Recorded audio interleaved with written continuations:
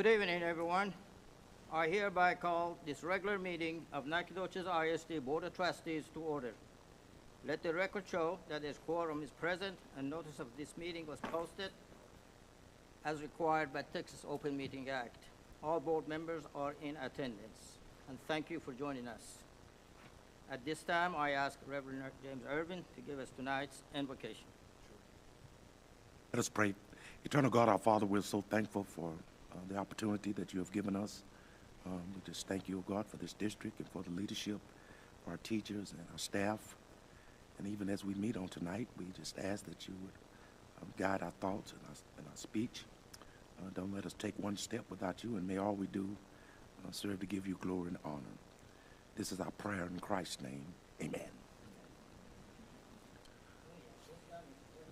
Flags, and tonight, principal of McMullen Elementary, Dr. Solomon, and heritage students were leading us to pledges.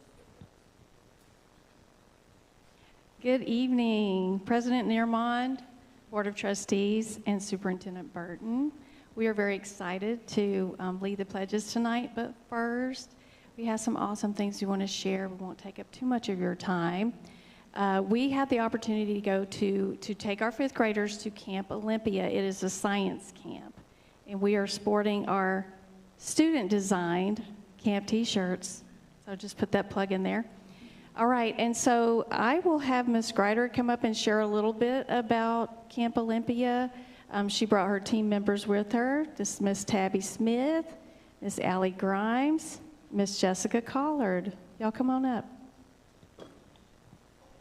Thank you. Thank you so much for having us. And this actually was our third year to go to Camp Olympia.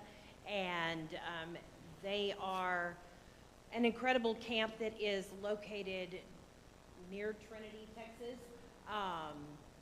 The leader that runs the camp has been Teacher of the Year for Science for several years running in Houston ISD, and is now just taken over that position for quite a few years. He used to bring camps up from Houston, and it is one of the leading science camps in the area. The kids learn new challenges. They get opportunities that they might not have every day, like horseback riding or rock wall climbing or canoeing. There are so many things that they get the opportunity to do. They have built-in team building activities, where in this one they had to design a chair with just a few minimal things, and then the guy who was leading had to sit in the chair and it had to not break on them. So they really had to learn about communication and working together, and all those things are things that tie over and bring back to our classroom. So we were honored to be able to go, and we go for 3 days. And so for some of our fifth graders, this was the first time they ever got to be away from home.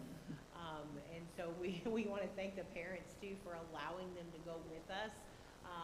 We had amazing cabins to stay in. It is air conditioned. Nobody had to sleep on the ground in the tent, but they had great cabins. They tried new foods. We just really had a really good positive experience, and so we want to thank you guys for supporting us in doing that. So we had some specific people that we wanted to thank. Elena? Thank you for. So we're thanking people for helping us get to camp, and these are some of the departments that helped us get there. So this is the finance department. Thank you for the finance department, NAC, education, foundation, teaching and learning departments, parents and family raising funds, and with Trustees popcorn. Nice job.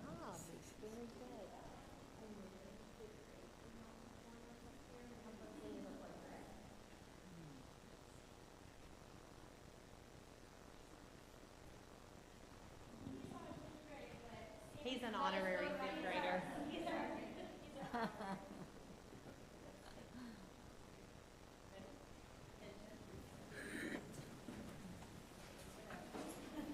Salute, pledge. I pledge allegiance to the flag of the United States of America and to the republic for which it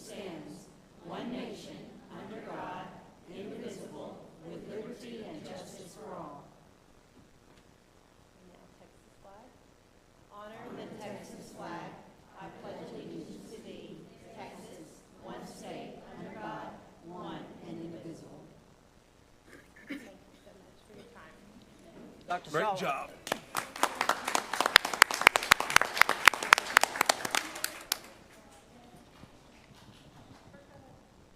Ladies, I want to sincerely thank you for exposing those students to these events.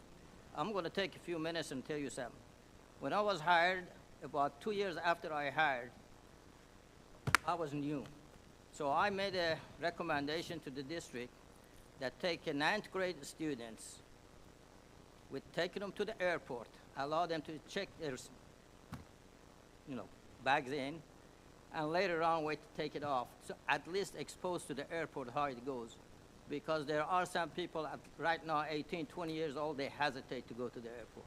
Those people needs to get to know these things. Otherwise, they stay one place and one place and one place. Thank you all.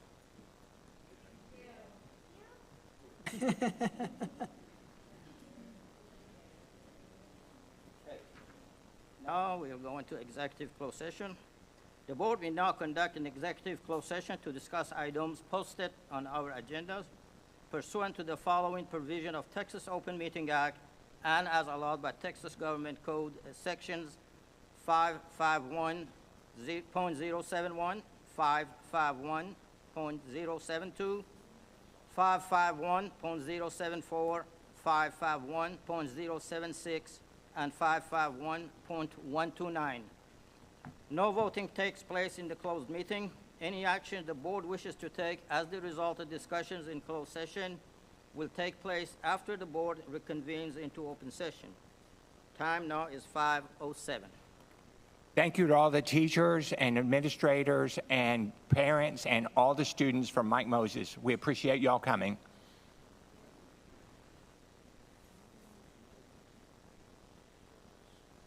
We're done.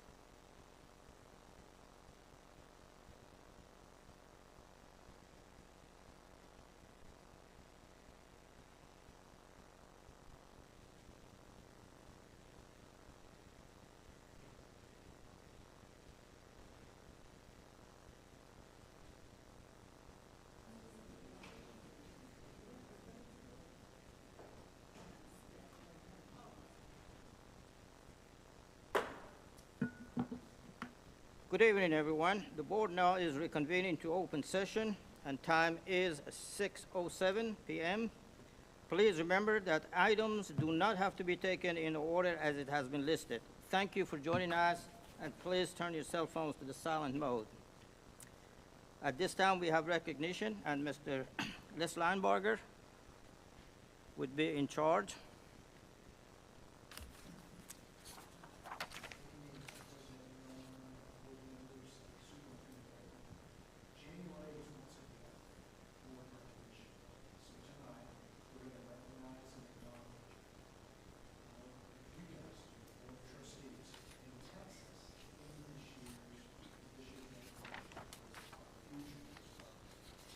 Reference to the ongoing mission of public schools and the immeasurable value they bring to our communities. That mission is to meet the educational needs of all children. In just a moment, you're going to hear Mr. Burton say in a video tribute that Nacogdoches ISD's single purpose is to create opportunities for our students to succeed. Any chance of that success taking place is dependent upon the foundation put in place by you, our board. Tonight, we recognize and celebrate the work and commitment that the board does towards those goals. Now, you probably noticed in the executive boardroom that campuses and departments from across the district have provided a number of items tonight in honor of Board Recognition Month. I noticed there were some cookies from Student Nutrition, snacks from Teaching and Learning, labeled cups from Thomas J. Rusk Elementary, appreciation posters by students from Regay Elementary, cutting boards handcrafted by students from the CT, Nacogdoches High School, and jackets bearing the district logo from the superintendent's office. Now we're going to show a video. We've done this for several years, really since the pandemic, and this is produced by Rainey Zamanek. She's going to stream the video here of some thoughts and wishes from around the district.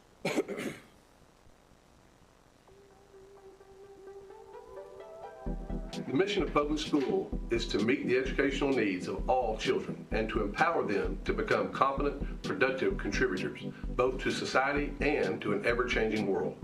I'm grateful for the commitment to that goal by our Nacogdoches ISD Board of Trustees.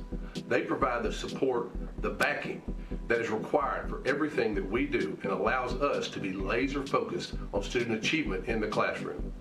Our single purpose is to create opportunities for our students to be successful in life, and the success we have doing that is dependent on the foundation put in place by our Board of Trustees. Thank you for helping our school learn and grow. Thank you for making our school a fun and safe place to learn. Thank you for helping our school. Thank you for our new playground, school board. You do so much for our community. Thank you so much for everything you have done for us, school board. We are so grateful that you've been able to help make our school and community a better place. Thank you for our books, school board. We wouldn't be able to learn without them.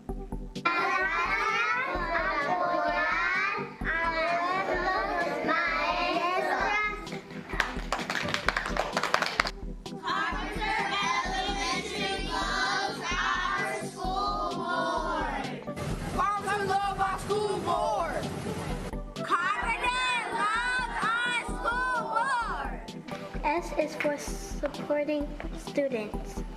C is for community leaders. H is for helping each other. O is for oversight for schools. O is for opening doors. L is for learning. B is for building futures. O is for organizing programs. A, advocating learning. R for responsible decisions. D is for driving progress. Thank you for ensuring our future is public.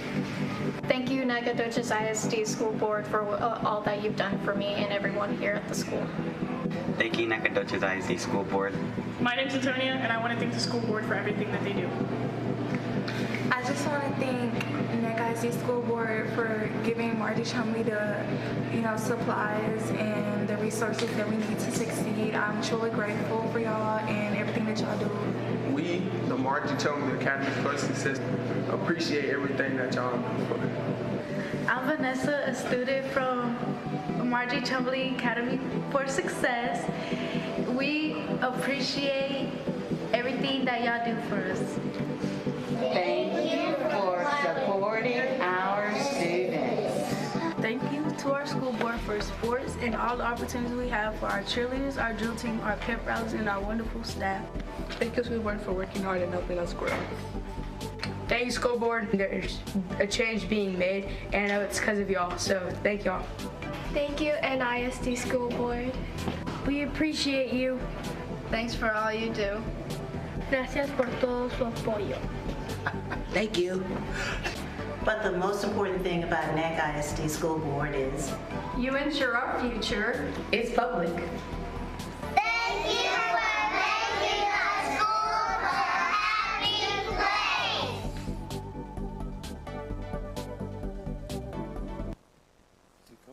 I'll clap for that. So thank you, trustees. We're grateful for all that you do. Thanks, everyone. Now we're in superintendent's announcements and report.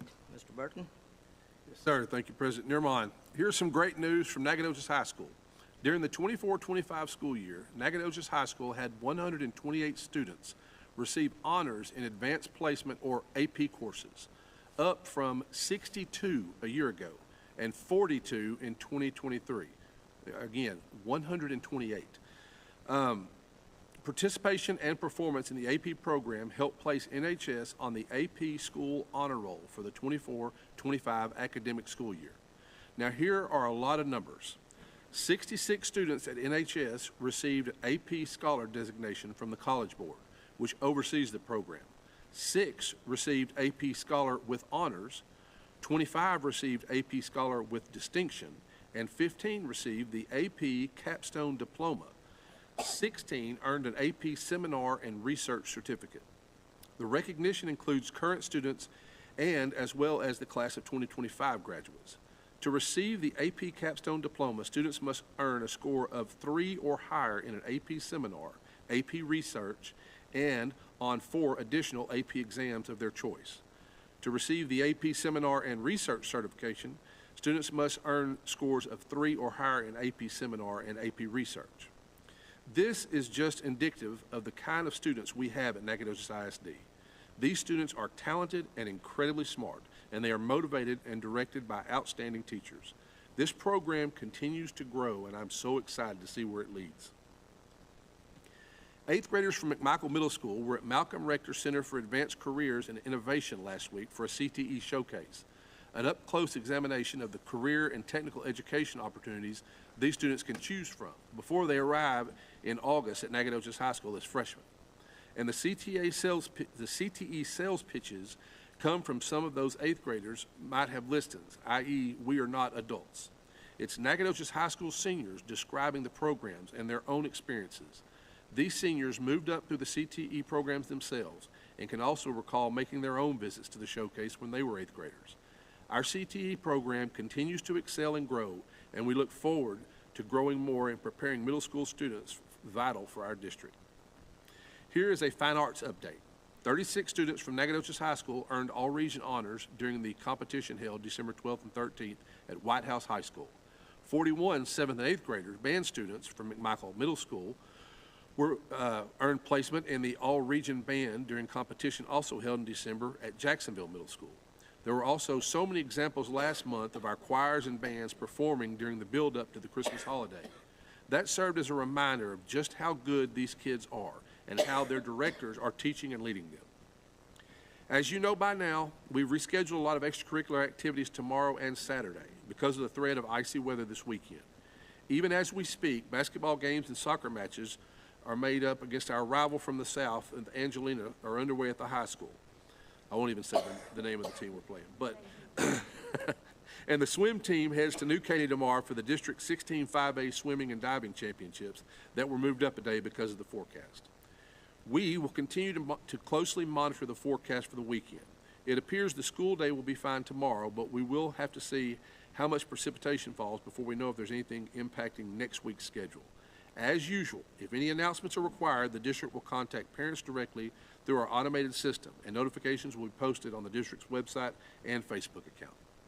And that is my report. At this time, we're in a public comment, and we have one individual requested to address the board, Mr. Dustin, last name Ronnie Browning. Sorry. Dustin Roney.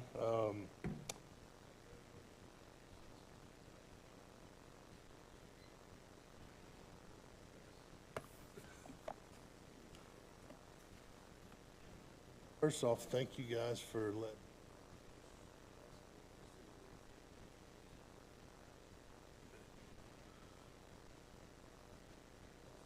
house is leaving through coaching through the ball and different things. The incredible guy. Wife taught my youngest son. I'd like for you guys to give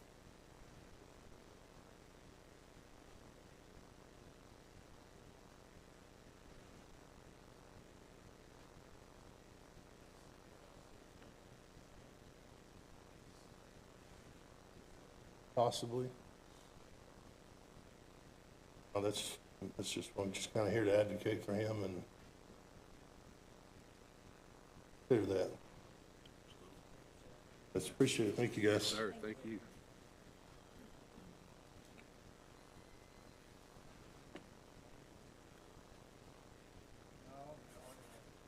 Report portion and business office report, Mr. Ben Eberlein, Chief Financial Officer.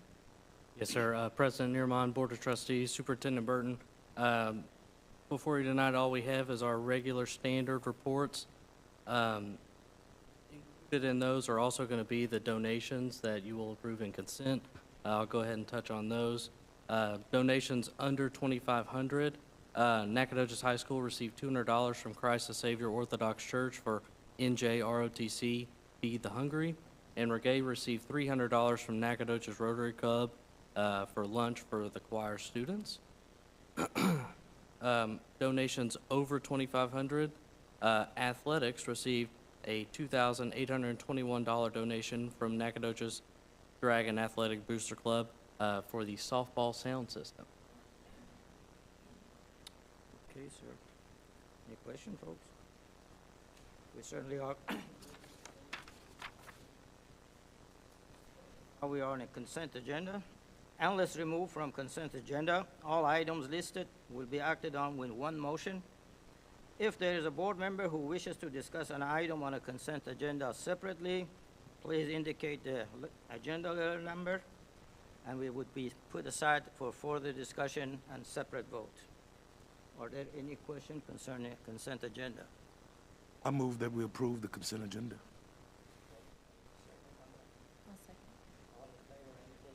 Aye? Aye. Aye. Aye.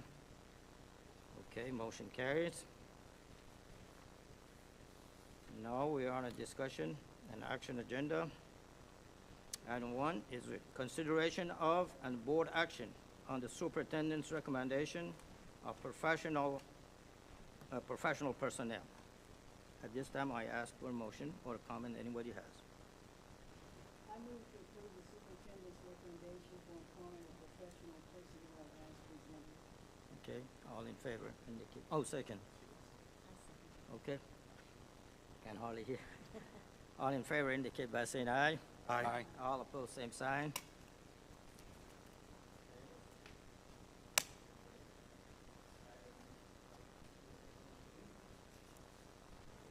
Consideration of the board action, if any, on the superintendent's evaluation. Board, any comments? I move we approve the superintendent's evaluation.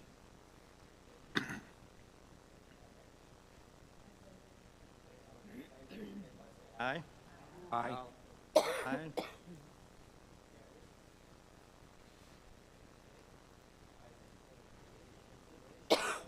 Action, if any, on the superintendent's contract renewal and extension. I'd like to make the motion that we extend the superintendent's contract for 1 year. This time. Second.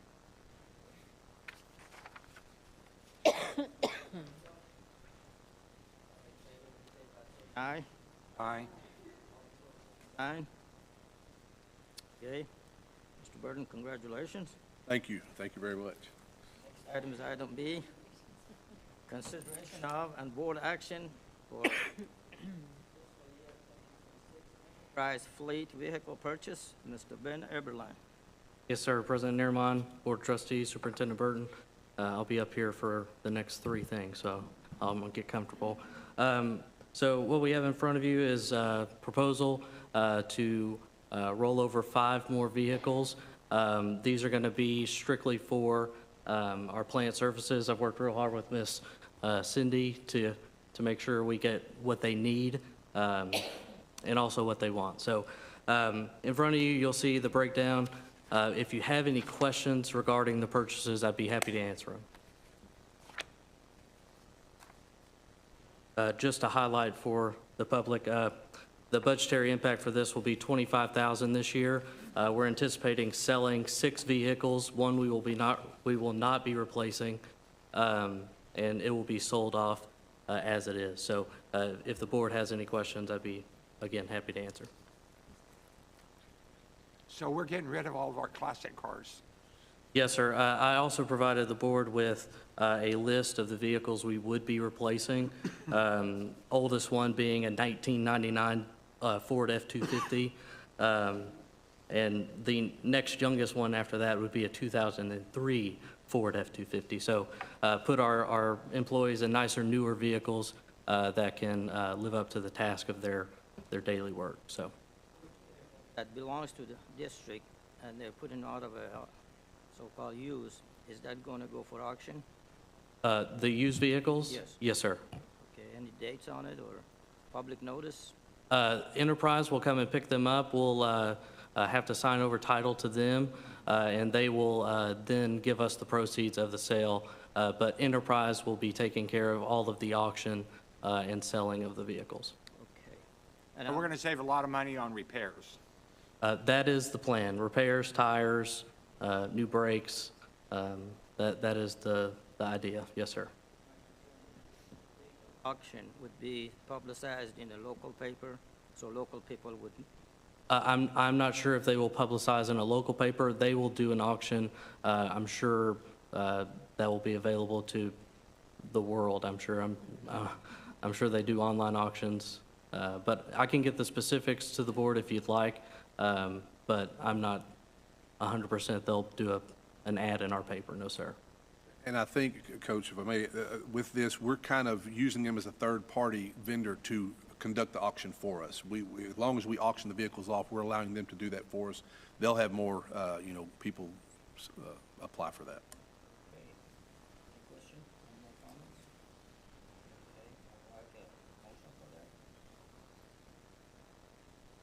For the vehicle, I move we adopt this.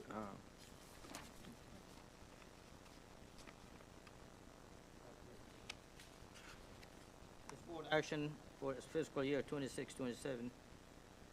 I move the board approve the fiscal year 26 enterprise fleet vehicle purchases as presented. The problem is I went past that. Aye.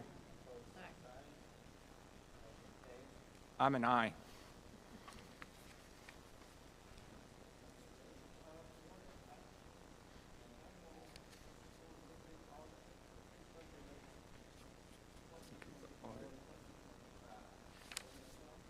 Yes, sir. It feels like this has been dragging on for forever with the government shutdown and the OMB doing their their thing. So we finally have the 24-25 audit in front of you, ready for certification.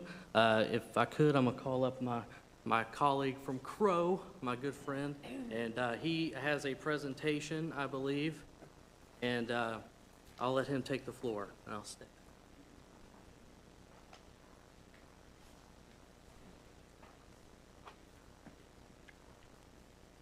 Good evening, members of the board. My name is Daniel Hebert. I am a audit managing director with Crow LLP. We serve as the district's independent audit firm.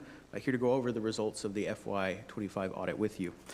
Before I begin, I do want to give our sincere thanks to Ben and the staff. You know, there's hundreds and hundreds of hours that go into this from both the finance team and from us and our staff in order to get this in front of you, and that is on no small part due to the district's job. And I always tell everybody it's, you know, the district's job to take care of day-to-day operations for a district, making sure all the students have what they need to put videos like that in front of you, and we get to come in and kind of nitpick things and send them a bunch of emails and everything that they need to get through the audit. So again, we appreciate all their help. As Ben alluded to, there are sort of two unique circumstances. Normally this would be coming to you in like October, November timeframe as a fiscal year 630 district. However, because of the government shutdown, the guidance that the federal government issues in order for us to complete our sort of federal single audit, or the audit that we do over your federal awards, that was delayed. The federal government did not release that guidance to us until right before the holiday break. It is usually issued in May. So as naturally you could assume, that caused quite a bit of delay for really anybody in this space. Thankfully, we got that issued, had no real impact on our audit, so we had already completed everything that we needed to, but we're able to get this finalized and put in front of you. The state has also updated their long-used audit sort of submission software. They chose the perfect time of year to do that. And that portal still is not open, should not be open until the end of next week for us to submit, but we're able to get this finalized and in front of you again tonight, so happy to do that. I'm going to go through just a couple of slides and present some financial highlights, and I'll be happy to take any questions that you all have at the end. Start. What is our responsibilities as your auditor? Generally, we were engaged to express an opinion on your financial statements and federal compliance. In order to do that, we evaluate the risk of material misstatement in your financial statements. We do an internal control evaluation and take a risk-based approach to perform your audit. Generally, that means that we're going in and assessing risk for sort of the high-risk areas within the district's financial statements that could be prone to a risk of misstatement, and we target our audit procedures in those areas. Sometimes the animations on these are hit or miss, so I got to make sure I get through all of them. Management's responsibilities as part of this process. Obviously, management is responsible for the financial statements that are put in front of you tonight. They are responsible for remaining in compliance with all of the rules and regulations, both federal and state, that are required of them. And they are responsible for establishing these internal controls that allow the document that's in front of you tonight to be produced and be free of those material misstatements. Generally, this year we had two new accounting standards that were implemented within the district's financial statements. The first is GASB Statement Number 101. This deals with reporting around compensated absences. That is the liability that is incurred by the district when an employee will earn vacation time that they may not use until a subsequent period. The district recognizes a liability for that earned but not used time. That statement, we did implement that, and you'll see that in the financial statements. It did not have a material, what we call a material impact on the district's financial statements, but we did implement that liability at the government-wide level was about $3.9 million at the end of FY25. The second was GASB Statement Number 102. This just dealt with some certain risk disclosures that the Governmental Accounting Standards Board requires us to make now. Again, we sort of did this analysis over the district's financial statements. There was no impact, no additional disclosures that are included because of this standard. We are required to disclose to you any corrected and uncorrected misstatements. These are items that as we get the district financial data, things that we go through and identify need to be corrected. Some of these items may not be of a material nature, therefore we can kind of pass on correcting them, or it's something that doesn't necessarily have any material impact on the district's financial statements. Here I'll just generally point out that the items that we did make corrections for were some reversal of prior year receivables and accruals. This has to do generally with recognition of revenue and expenditures at the end of the fiscal year, depending on the basis of accounting that's being presented. We can talk about that in just a little bit. Other required communications we have to make. Again, we had no difficulties encountered with management in performing our audit. We had no disagreements. We did not consult with any other accountants, and there are no other significant or adverse events that would require your attention. far as federal compliance goes, that single audit that I mentioned, we did have a single audit this year. The major program that was tested was Title I. Generally, we call them the big three programs that most school districts in the state have. That's Title I, Idea B or Special Ed, and Child Nutrition. They're sort of audited on a tri-annual basis. This year, Title I was the program that got audited. It was a total of about $3.3 million in expenditures that were audited under that federal single audit. I am pleased to say that the district received unmodified opinions for both its financial statement audit and its compliance over major federal programs. That is the highest level of assurance that we as auditors can give that the district's financial statements are materially correct and that all of the required disclosures have been made. In other words, it's a clean opinion. That's what you want to hear. Again, some financial highlights from your government-wide financial statements. These are full accrual financial statements, so all of the long-term items of the district are included on those, things like capital assets, long-term liabilities, et cetera. The district ended FY25 with total assets of about $224 million, a total net position or equity balance of about $81.4 million. Your net pension liability at the end of the year was about $23 million, and your net OPEB liability at the end of the year was about $15 million. That government-wide net position increased by about $4 million this year. The general fund, which is sort of the main operating fund of the district, on a modified accrual basis, those long-term items not included here, much more akin to the basis of accounting on which you adopt your annual budget. The general fund ended the year with a fund balance of about $36.3 million and overall experienced a $7.9 million decrease between FY24 and FY25. Last, I'll just talk about findings. We had no material weaknesses identified in this fiscal year. However, we did have one deficiency that we reported for those year-end financial reporting controls. Again, this is items that generally don't rise to the level of a material weakness or could cause some type of material error in your financial statements, but something that we would consider implementing some type of corrective action plan for the future. With that, I'll go ahead and conclude. I'm happy to take any questions you all might have.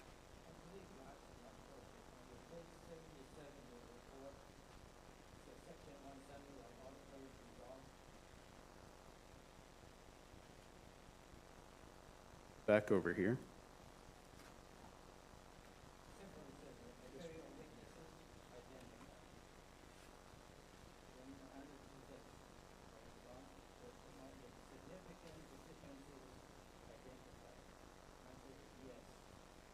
Yes, sir. So that was the item that we did report.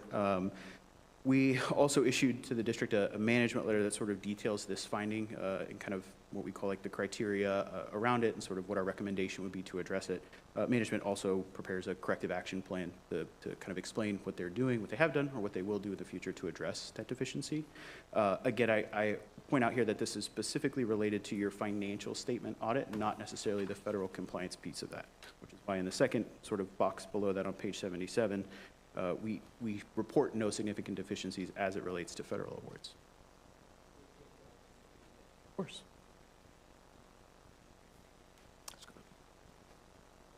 Thank you.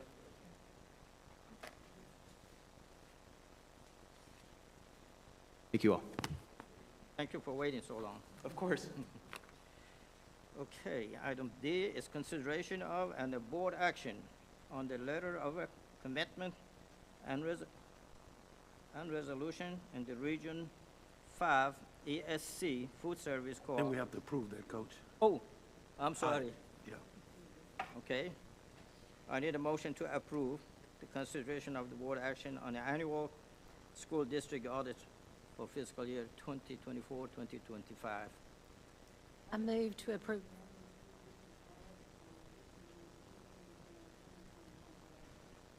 And I will second. Aye.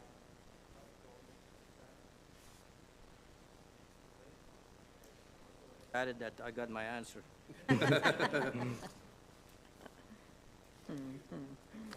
Thank you. Next item, item D, consideration of and board action on the letter of commitment and resolution to participate in the Region 5 ESC Food Service Co-op for the 2026-2027 school year. Again, Mr. Ben Eberline. Yes, sir, President Nearmont Board. This is something we bring every year. We've been with Region 5 for this co-op since 2010. So we're rolling on our 16th year with them. So if you have any specific questions about the co-op, I'd be happy to try and answer those. But we're bringing this to you. This helps with our compliance as far as purchasing goes for our food service. Like I said, if you have any questions, I'd be happy to answer. We already have been involved with the district. Yes, sir. Okay, board, any question? If not, somebody make a motion.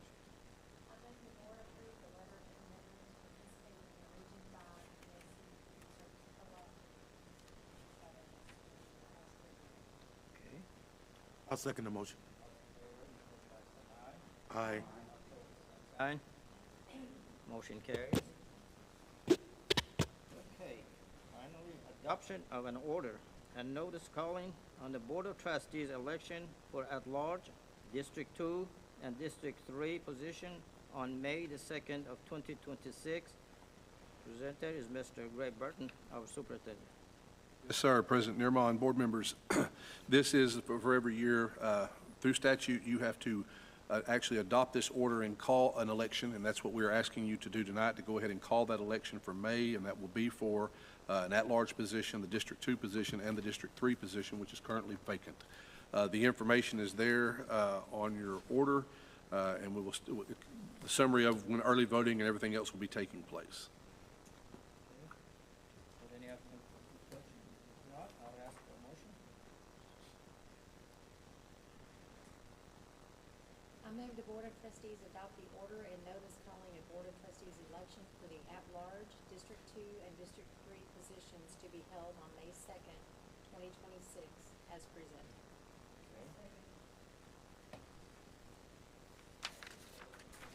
Aye. Aye. That, we adjourn. Thank you. Did you want to add something?